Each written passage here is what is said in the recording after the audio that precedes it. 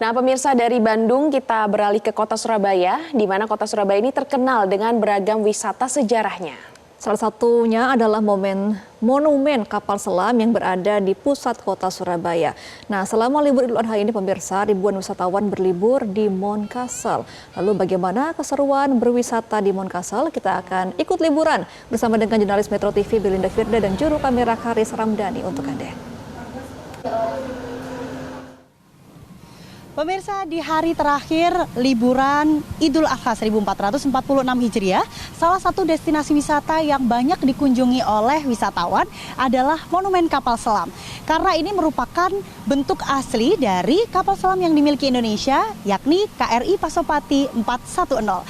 Saya akan mengajak Anda pemirsa untuk melihat apa saja ruangan-ruangan yang ada di dalam kapal selam ini.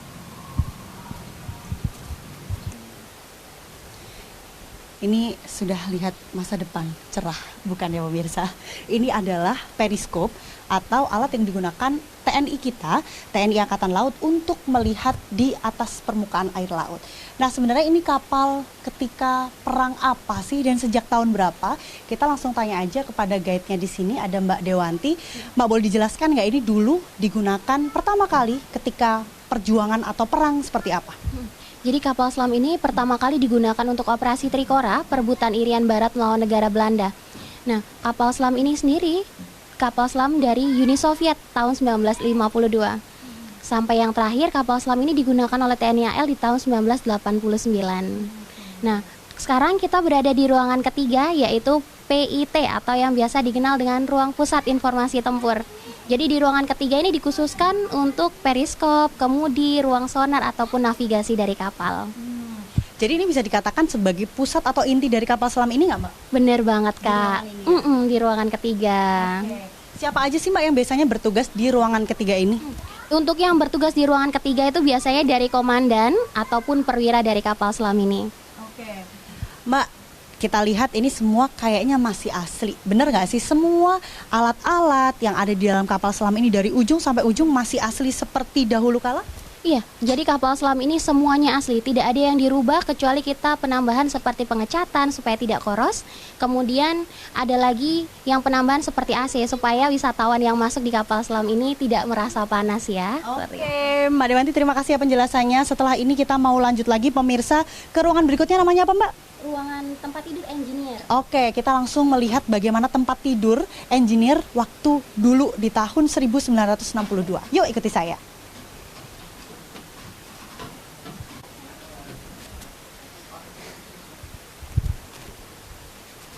Nah, pemirsa, jadi untuk perpindahan ruangan dari ruang 3 ke ruang 4 ini harus melewati lubang lingkaran seperti itu. Jadi kita bisa membayangkan dulu, kayaknya emang nggak mudah ya jadi tentara, pemirsa. Kita merasakan di sini karena ini adalah bentuk asli dari kapal selam yang dulu digunakan. Karena dari tadi di awal sampai akhir kita melihat tampaknya ini menjadi wisata edukasi.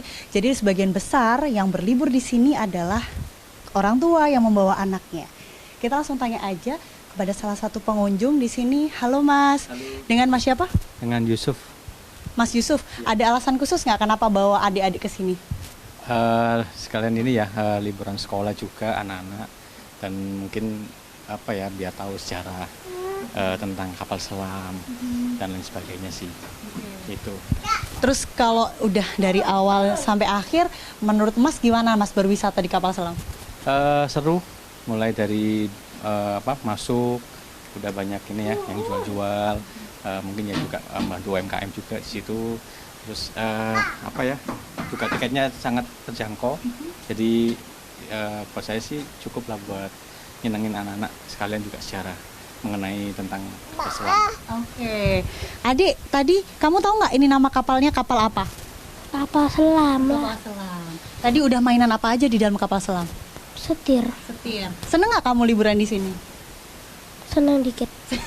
Senang dikit, tapi yang jelas pemirsa, terima kasih ya Pak, terima kasih. Tapi yang jelas pemirsa, memang ini adalah cocok sebagai wisata edukasi. Dan informasi yang saya dapatkan ini adalah satu-satunya monumen kapal selam yang ada se-Asia. Jadi nggak jarang ada banyak banget turis mancanegara yang datang ke sini. Sementara kalau selama liburan ini data yang kami terima setidaknya ada lebih dari 2.000 wisatawan yang berlibur di Monumen Kapal Selam. Dari Surabaya, Belinda Firda, Haris Ramadhani, Metro TV. Jelajahi cara baru mendapatkan informasi. Download Metro TV Extend sekarang.